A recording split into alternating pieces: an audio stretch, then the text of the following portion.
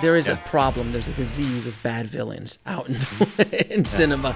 What advice would you have to create a really good villain? And can you give an example of 2 or 3 like insanely good villains? You're like, well, that's the depth that those villains had, you know.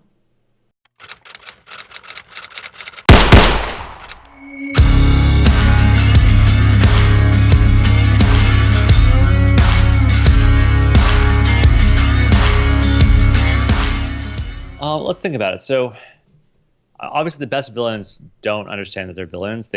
Every villain is a hero, and so the best villains think that they are doing what needs to be done, and they have very good reasons for why they're doing it, whether they're moral reasons or other reasons.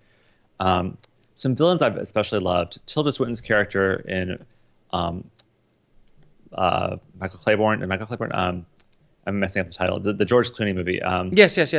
I know who you're talking about. Yeah, I remember. Michael Clayton. Thank you. She's fantastic in that she's weak in really fascinating ways. I love that she's ballsy and tough, but she's also vulnerable in ways that you don't often see villains. And so I thought it was a brilliant characterization there. I think Tony Gilroy, if I'm not mistaken, is the screenwriter there. Other villains I love.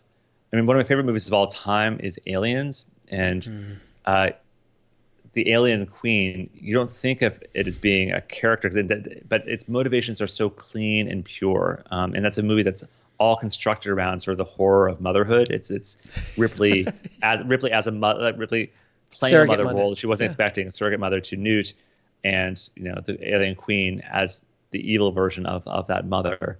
They're brilliantly balanced between the two of them. And so I think in the movies that I love, you see that that is exactly the right villain or antagonist to challenge this specific hero or protagonist in the story.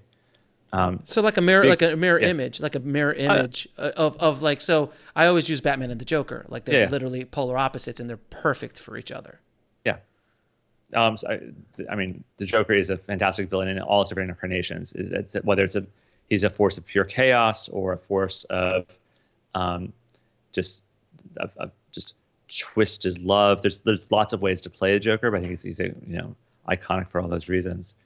I do a series of books called Arlo Finch, so they're middle grade fiction, sort of Harry Potter age fiction, and it's been fascinating, like trying to find the right villain for that, because the central character is a 12-year-old boy who's like nervous about things. He's a big planner. He's sort of always a little bit leery of the world outside there, and finding the right villain opposite him has been fascinating. So I ended up finding a character who was Arlo ended up creating his own villain, and so quite accidentally, like he was trying to do the right thing, but ended up sort of creating this madman who ended up coming back after him.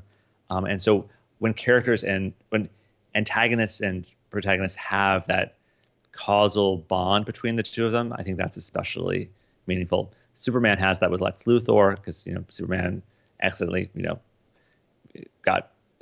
hurt Lex Luthor as a kid. Those things are great. In Big Fish, the protagonist-antagonist relationship is between the father and the son, and so they're each other's villain and each other's hero, and that's a fun way to look at it as well.